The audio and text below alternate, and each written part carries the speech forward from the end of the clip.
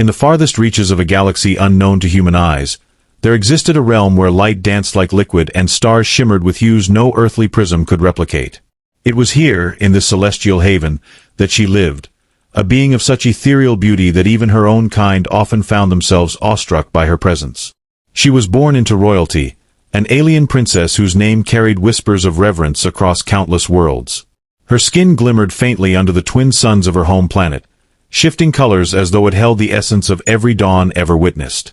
Her hair cascaded down her back in waves of silken luminescence, each strand seeming to pulse with its own heartbeat. Yet for all her splendor, she believed herself unseen. The belief had been instilled in her from birth, or so the legends told. According to ancient texts preserved within the crystalline archives of her people, she was not merely invisible but intangible to those outside her bloodline. This invisibility was not physical. Rather, it was said to be a metaphysical veil woven by cosmic forces beyond comprehension. No one could see her unless they possessed the same divine lineage or were touched by her hand. To everyone else, she simply did not exist, her voice unheard, her touch unfelt, her very existence erased from perception. For centuries, this knowledge shaped her life. She moved through the grand halls of her palace like a ghost, observing yet never truly interacting with the world around her. The courtiers who bustled about her chambers spoke freely, unaware that their sovereign stood mere steps away. Servants passed through her without hesitation, carrying trays laden with delicacies meant for someone else entirely. Even her advisors addressed empty air when delivering reports on interstellar diplomacy or trade agreements. To them, she was nothing more than a concept, a figurehead whose power resided solely in the minds of those who believed in her reign. Yet, despite the isolation imposed upon her by this peculiar curse, or gift, depending on how one viewed it, she bore no resentment. Instead, she embraced solitude as her constant companion. From her vantage point atop the highest spire of the palace, she gazed out at the swirling nebulae and distant constellations, finding solace in their silent majesty. Her days were spent wandering gardens filled with bioluminescent flora that responded only to her touch, their petals blooming in radiant bursts whenever her fingers brushed against them. At night, she would retreat to her private observatory, charting the movements of celestial bodies with meticulous precision, recording patterns invisible to even the most advanced telescopes of neighboring civilizations. But deep within her heart, buried beneath layers of acceptance and quiet resignation, lay a longing she dared not acknowledge. It was the yearning to be seen, not just glimpsed through familial bonds or fleeting moments of accidental contact, but truly seen. To have another soul recognize her presence, to hear her laughter echo back instead of fading into silence, to feel the warmth of another's gaze resting upon her face. These desires haunted her dreams, manifesting as shadowy figures who reached for her but dissolved into mist before their hands could make contact. It was during one such dream that fate intervened. A sudden tremor rippled through the fabric of space-time, jolting her awake. The palace shook violently, its crystalline walls groaning under the strain. Alarms blared throughout the corridors, though none of the servants stirred. They couldn't sense the danger any more than they could sense her. Instinctively, she rose from her bed and hurried to the central chamber, where the royal archives housed the most sacred relics of her people. There, amidst the chaos, she discovered something extraordinary, a rift, shimmering like molten silver, suspended in midair. Through it, she glimpsed a world unlike any she had ever seen, a blue-green orb swathed in clouds, teeming with life forms both familiar and strange. Before she could react, the rift expanded, pulling her inexorably toward it. Panic surged within her as she clawed at the edges of reality, desperate to remain anchored to her home. But the pull was too strong, and with a final, deafening crack, she was torn from her world and hurled into the unknown. When consciousness returned, she found herself lying on soft grass beneath an unfamiliar sky. The air smelled different here, richer, heavier, tinged with scents that hinted at untold mysteries. Above her, birds with iridescent feathers darted between trees whose leaves shimmered like emeralds. For a moment, she allowed herself to marvel at the sheer vibrancy of this new place, so unlike the sterile perfection of her palace. Then came the sound of footsteps. Heavy, deliberate strides crunching over gravel. She froze, unsure whether to flee or stay rooted to the spot. As the figure emerged from behind a cluster of bushes, her breath caught in her throat. He was unlike anyone she had ever encountered, tall and broad-shouldered, with skin the color of caramel and eyes that reflected the sunlight like polished obsidian.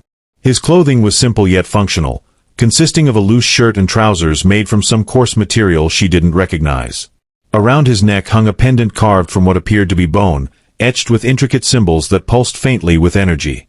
He stopped short when he saw her, his expression shifting from curiosity to astonishment. "Who are you?" he asked, his voice low and steady, carrying a weight that suggested he wasn't easily surprised. She opened her mouth to respond but hesitated. What could she say? That she was an alien princess who believed herself invisible? That she had been ripped from her world and deposited here without warning? None of it seemed plausible, even to her own ears. So instead, she remained silent, watching him warily as he took a cautious step closer. "You're real," he murmured, almost to himself. "I can see you." Her heart skipped a beat. Could it be possible? Was this man somehow immune to the metaphysical veil that had cloaked her for so long? Or was he merely hallucinating, tricked by some quirk of this strange new environment? As if sensing her doubt, he extended a hand toward her, palm upturned in a gesture of peace. "Here," he said gently. "Let me prove it." Against every instinct screaming at her to retreat, she reached out tentatively, her fingertips brushing against his. The moment their skin made contact, a jolt of electricity shot through her body, sending waves of sensation coursing through her veins. Colors exploded before her eyes, vivid, pulsating hues that painted the world in a kaleidoscope of brilliance. And then, just as suddenly as it began, the sensation subsided, leaving her trembling and breathless. "I felt that," he whispered, awe evident in his tone. "You're really here." Tears welled up in her eyes, unbidden and unexpected. For the first time in her existence, someone had acknowledged her presence, not because of shared lineage or accidental proximity, but because he genuinely perceived her. The weight of that realization threatened to overwhelm her, and she stumbled backward, clutching at her chest as though trying to contain the storm raging within. "Hey," he said quickly, stepping forward to steady her. "Are you okay?" She nodded, though the motion felt inadequate given the magnitude of what had just transpired. Words failed her, tangled in the whirlwind of emotions swirling inside. Gratitude, disbelief, fear, hope, all collided in a cacophony she couldn't begin to untangle. "What's your name?" he asked after a moment, his voice softer now, tinged with concern. She hesitated again, unsure whether revealing such personal information was wise. But then she remembered the way he had looked at her, with genuine wonder, not skepticism or disdain, and decided to take the risk. "Ilara," she whispered, the syllables rolling off her tongue like a prayer. "Ilara," he repeated, testing the sound of it. "Beautiful. I'm Kale." Kale. The name resonated within her, settling into the recesses of her mind like a melody she couldn't forget.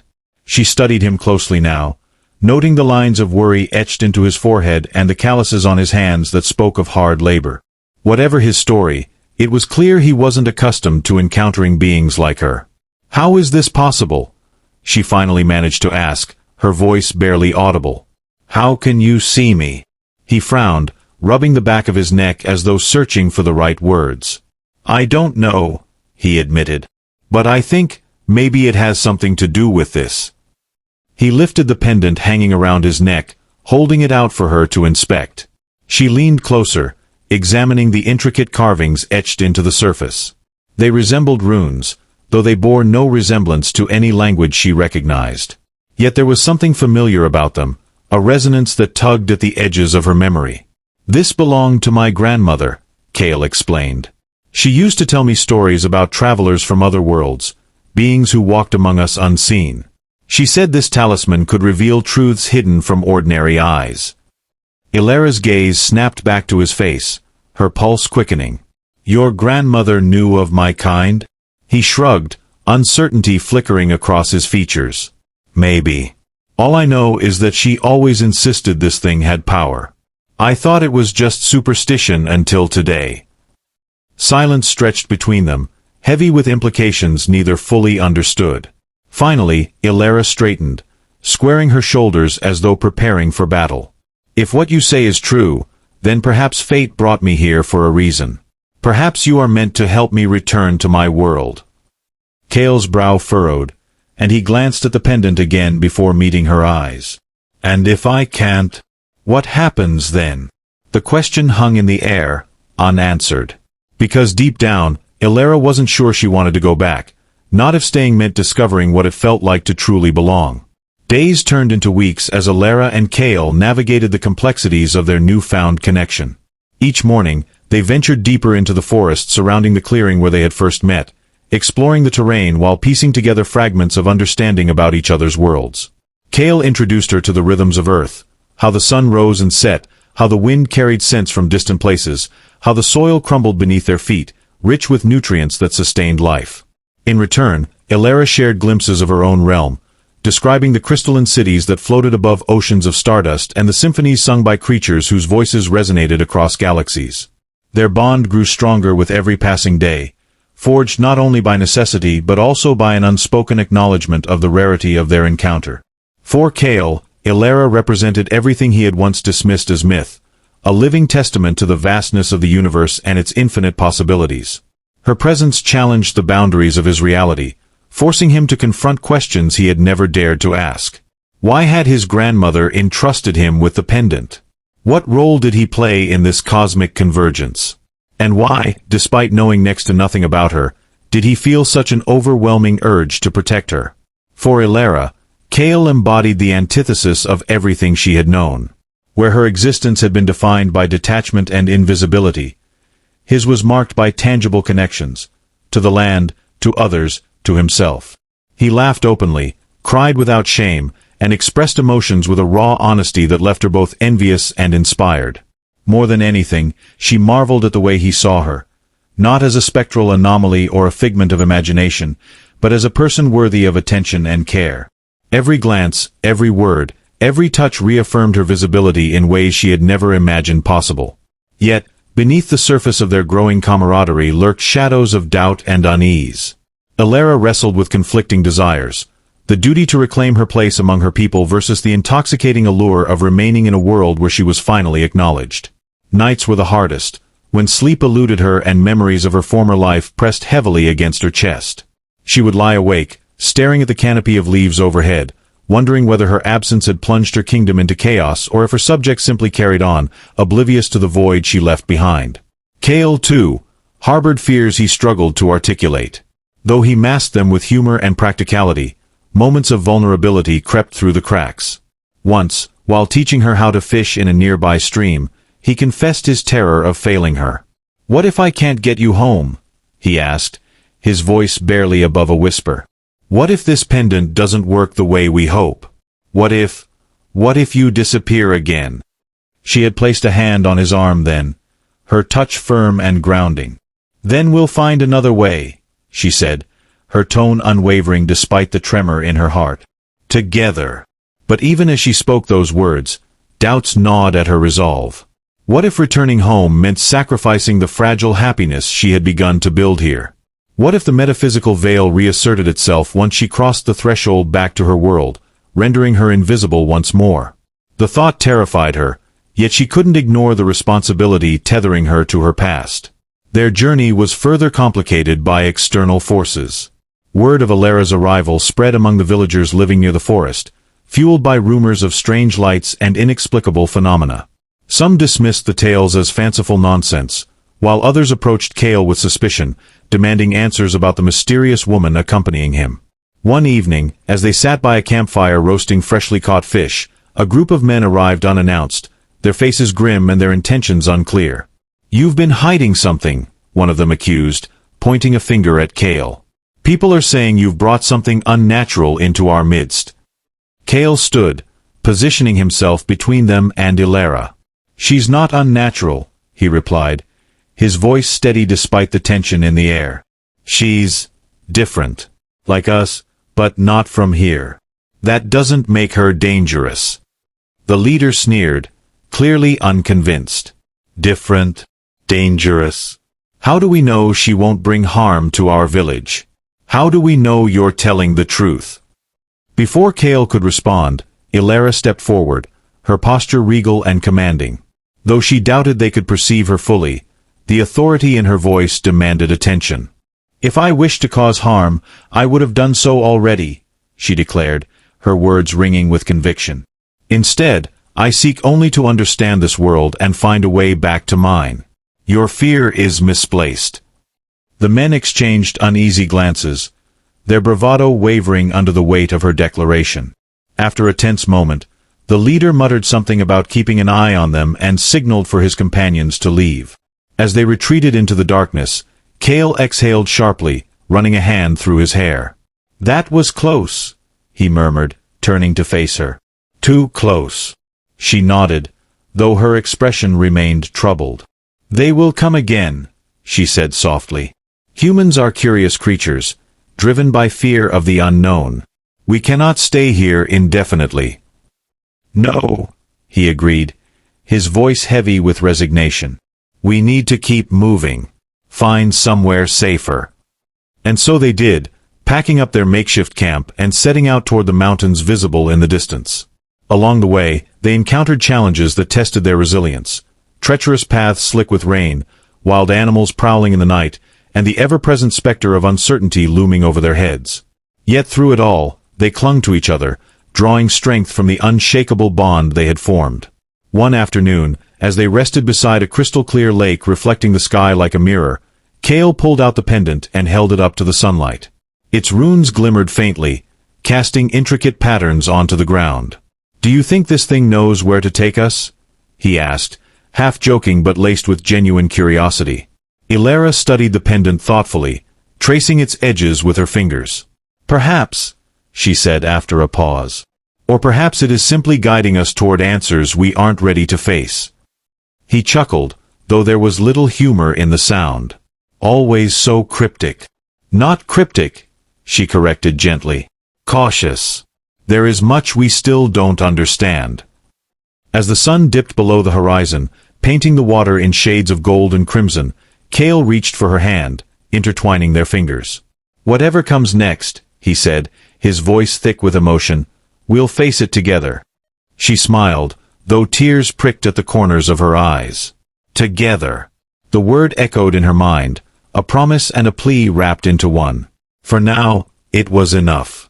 The days that followed were a blur of motion and discovery, each step bringing them closer to unraveling the mystery of Ilara's presence on Earth. Guided by the faint glow of Cale's pendant, they traversed rugged mountain passes and dense forests, their path illuminated by starlight and determination. The pendant seemed alive, its runes shifting subtly as though responding to some unseen force.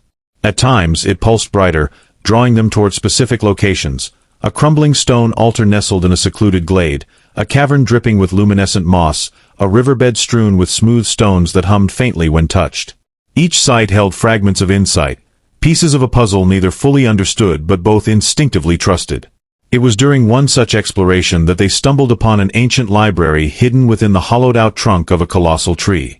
The entrance was nearly imperceptible, camouflaged by vines and moss, but the pendant's glow intensified as they approached, urging them forward. Inside, shelves carved from the living wood spiraled upward, laden with scrolls, books, and artifacts that radiated an aura of profound significance. Dust motes danced in the dim light filtering through cracks in the bark, lending the space an otherworldly ambience. Cale wandered aimlessly at first, his fingers trailing over the spines of books written in languages he couldn't decipher. Ilara, however, moved with purpose, drawn to a pedestal at the center of the chamber. Resting atop it was a tome bound in leather that shimmered like liquid silver. As she reached for it, the pendant around Cale's neck flared brightly, its runes aligning perfectly with symbols etched into the cover of the book. With a soft click, the tome opened, revealing pages filled with illustrations and text that shifted and rearranged themselves as they watched. "These are records," Ilara whispered, her voice trembling with awe. "Accounts of travelers like me, beings who crossed between worlds." Cale joined her, peering over her shoulder as she turned the pages carefully. The entries described journeys spanning millennia, detailing encounters with humans, animals, and entities whose descriptions defied logic. Some accounts spoke of harmonious coexistence, while others recounted tragedies born of misunderstanding and fear. One passage caught Ilara's eye, a tale of a traveler who had chosen to remain on Earth, forsaking their original world to live among humans. The narrative ended abruptly, leaving the fate of the traveler ambiguous. "Do you think this is why I'm here?" she asked, her gaze fixed on the page. "To choose." Cale hesitated, his brow furrowing. "Or maybe you're here to learn something. About yourself, about your people, about us." His words lingered in the air, sparking a flicker of clarity within her. Perhaps the answer wasn't binary, a choice between two worlds, but rather a synthesis of both. Maybe her journey wasn't about abandoning one life for another, but about bridging the gap between them. As they delved deeper into the tome, the atmosphere shifted. The temperature dropped, and the air grew heavy, charged with an energy that prickled against their skin. Suddenly, the pages began flipping rapidly on their own, stopping at a section marked by a symbol identical to the one on Cale's pendant. Beneath it was a map, a constellation chart overlaid with coordinates and annotations written in a script neither recognized. "This must be it," Cale breathed, his excitement palpable. "The key to getting you home." But as Alara studied the map, a pang of dread settled in her chest. The coordinates pointed to a location far removed from where they currently stood, a desolate plain surrounded by jagged cliffs, marked ominously with warnings scrawled in red ink.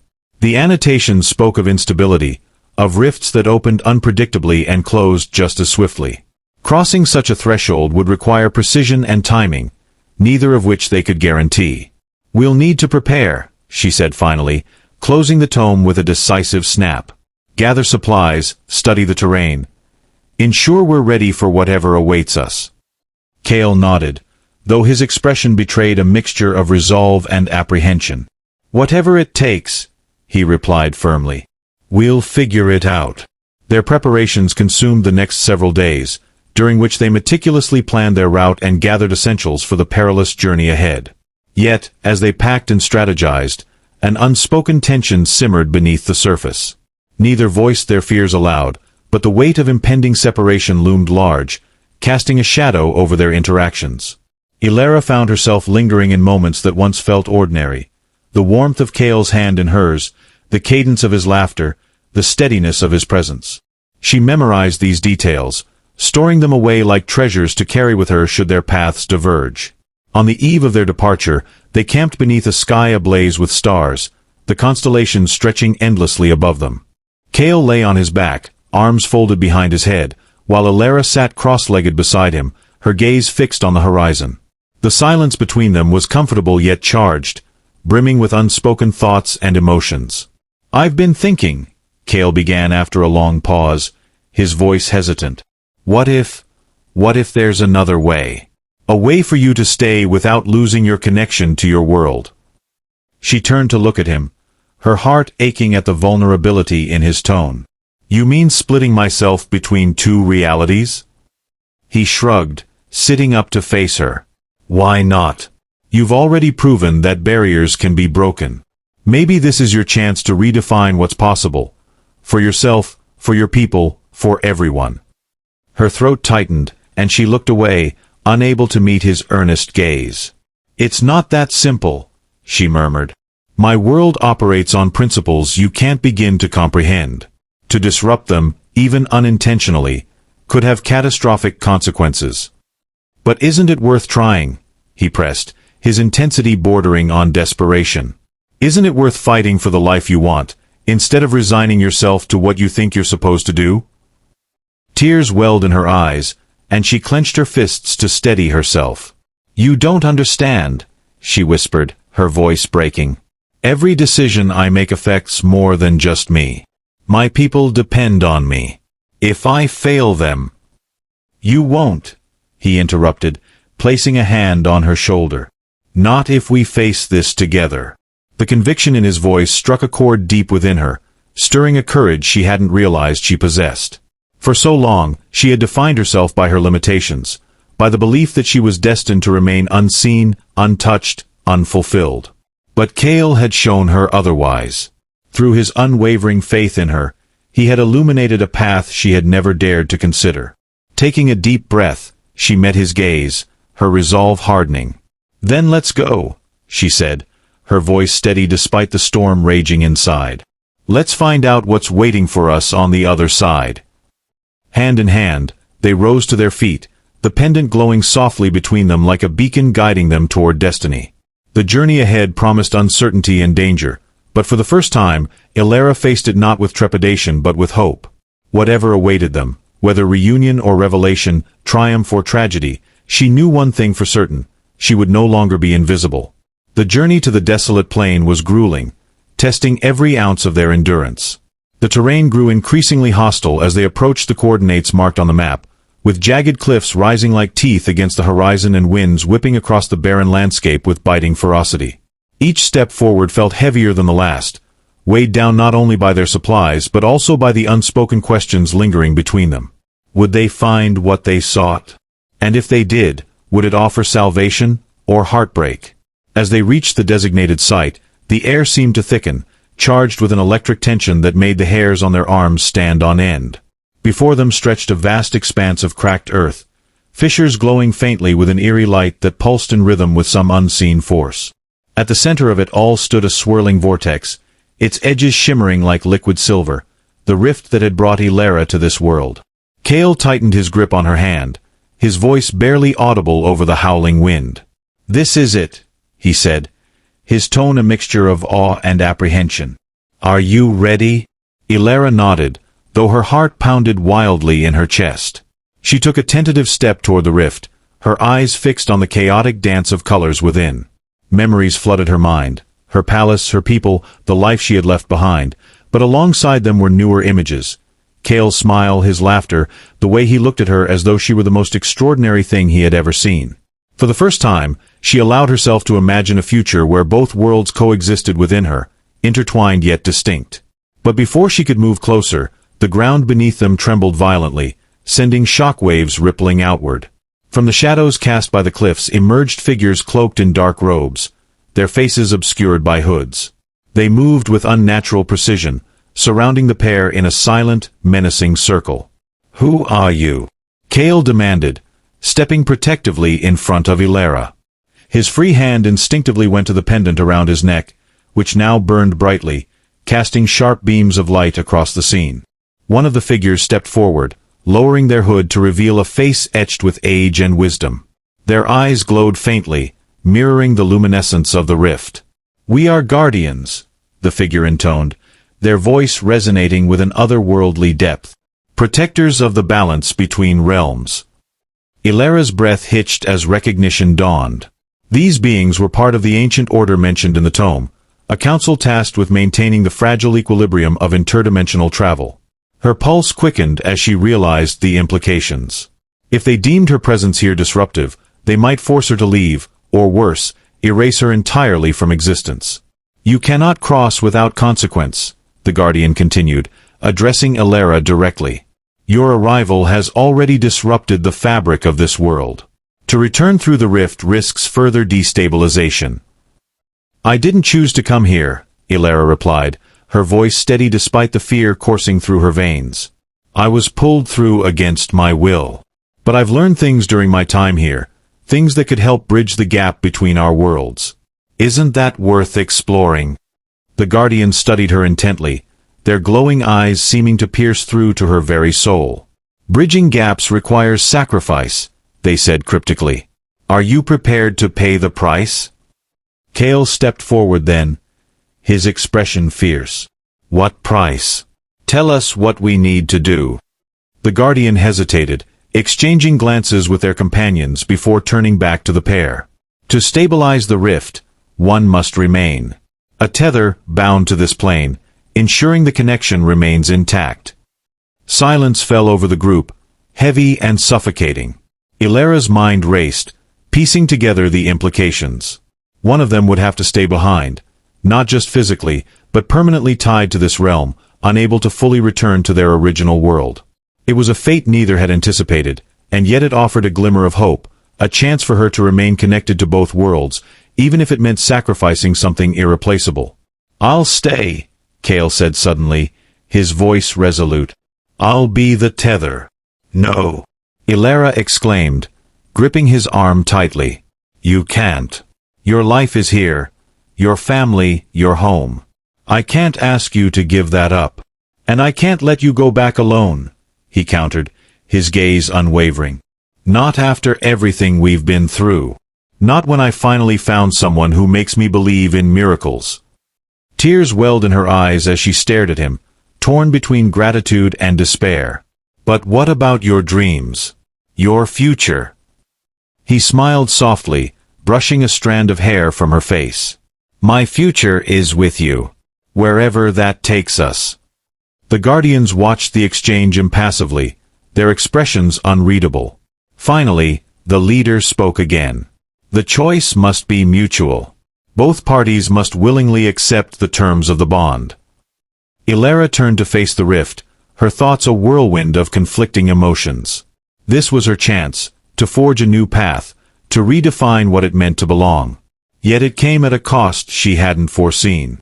Could she bear the weight of knowing Kale had sacrificed so much for her? Taking a deep breath, she turned back to him, her resolve hardening. "If you're sure," she began, her voice trembling, "then I'm willing to accept the bond. Together, we'll make this work." Kale nodded, his smile tinged with both sadness and determination. "Together." The Guardians raised their hands in unison, chanting words in a language neither understood. The rift expanded, its glow intensifying until it enveloped them completely. Ilera felt a searing heat course through her body, followed by an overwhelming sense of unity, as though threads of energy were weaving themselves into her very essence, binding her to Kale and to this world. When the light faded, the rift had closed, leaving only silence in its wake. The Guardians were gone, vanished as mysteriously as they had appeared. All that remained was the vast, empty plain, and the two of them, standing hand in hand, forever linked by a bond stronger than any veil or barrier. In the days that followed, Ilera and Kale returned to the village, carrying with them the knowledge that their lives had been irrevocably changed. Though Ilera still bore traces of her alien heritage, her shimmering skin, her ethereal beauty, she was no longer invisible. The villagers, once wary of her presence, began to see her not as an outsider but as a symbol of possibility, proof that differences could be bridged and understanding achieved. For Kale, the transition was bittersweet. He missed the simplicity of his former life, the familiarity of routines now altered forever. But every time he looked at Ilera, every time he felt the subtle hum of their shared bond, he knew he had made the right choice. Together, they embarked on a new journey, one of discovery, growth, and love. And as they stood beneath the stars one evening, gazing up at constellations that spanned both their worlds, Ilera leaned into Kale's embrace, her heart swelling with gratitude. She was no longer invisible, no longer alone. In choosing each other, they had created something greater than either could have imagined, a legacy of connection, courage, and hope that would endure long after the echoes of their story faded into the cosmos.